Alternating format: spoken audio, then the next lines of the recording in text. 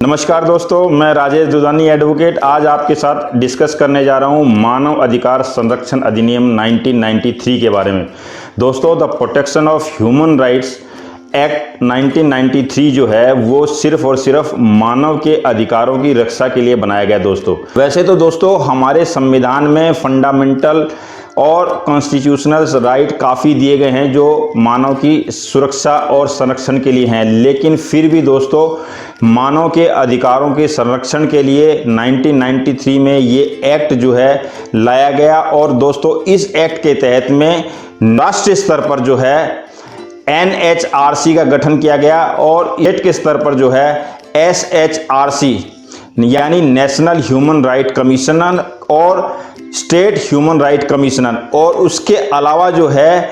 इसके साथ में कुछ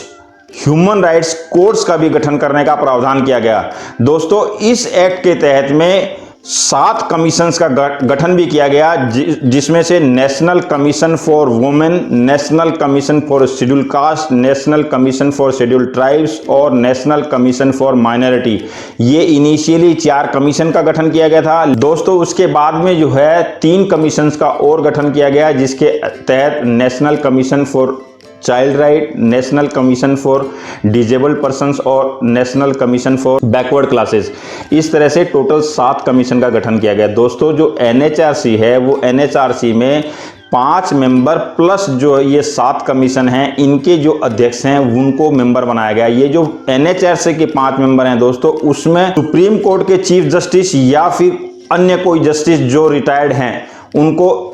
इनका चेयरपर्सन बनाया गया। इसके अलावा एक हाई कोर्ट के जस्टिस और उसके अलावा 3 पर्सन और नियुक्त किए गए जो कि सोशल वर्कर हों, यानी समाज से जुड़े हुए और मानवाधिकार संरक्षण से जुड़े हुए व्यक्ति हों। दोस्तों इन जो 3 मेंबर है इनमें से जो 1 मेंबर है वो लेडी मेंबर होगी। तो इस तरह से 5 मेंबर प्लस जो कमीशन के जो अध्यक्ष हैं ये 12 मेंबरों का गठन किया गया, जो कि देश में किसी भी तरह के मानव अधिकार का जो हनन हो रहा है उसको रोकना और उनकी एक तरह से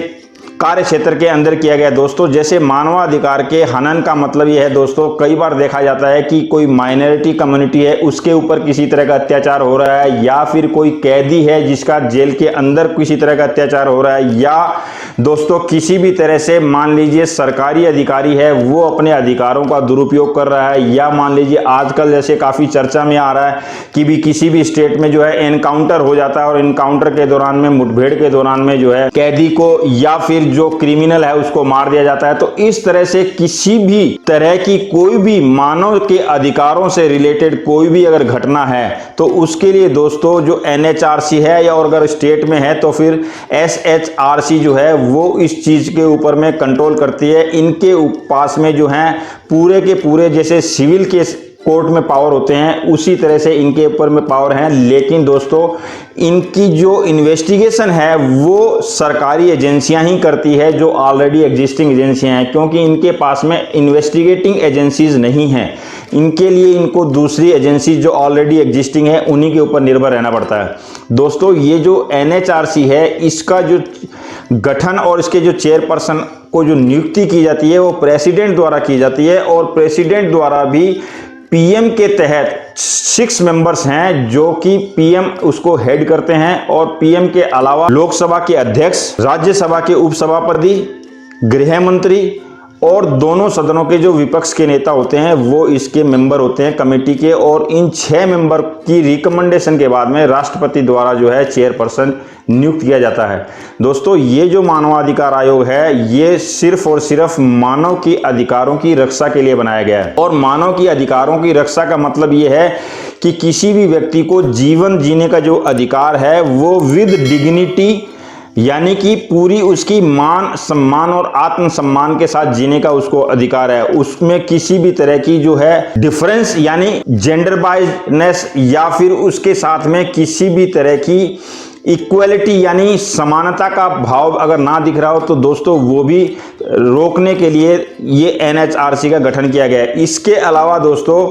NHRC का जो महत्वपूर्ण और बहुत ही इम्पोर्टेंट काम है वो ये भी है कि कोई भी व्यक्ति जीवन जीने के दौरान तो आत्मसम्मान के साथ जिएगा ही, लेकिन अगर मरने के बाद भी दोस्तों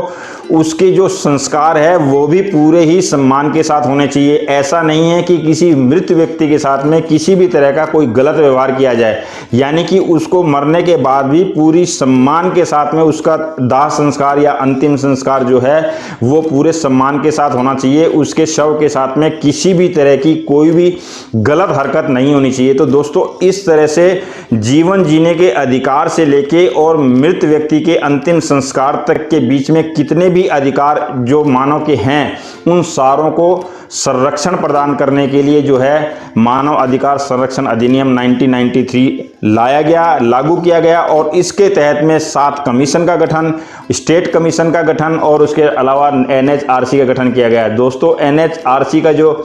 हेडक्वार्टर है वो दिल्ली में है और उसको अक्टूबर 93 में जो है इनॉग्रेट किया गया था, यानी 1993 की अक्टूबर में जो है उस भवन का जो है इनॉग्रेशन किया गया था। दोस्तों इस तरह से ये था डिस्कशन आज का मानव संरक्षण अधिनियम 1993 के बारे में। अगले वीडियो में फिर किसी नए टॉपिक के साथ मिलेंगे। अगर मेरा ये वीडियो आपको अच्छा लगा हो तो आप इसको लाइक, शेयर और सब्सक्राइब करना बिल्कुल ना भूलें। Thank you very much.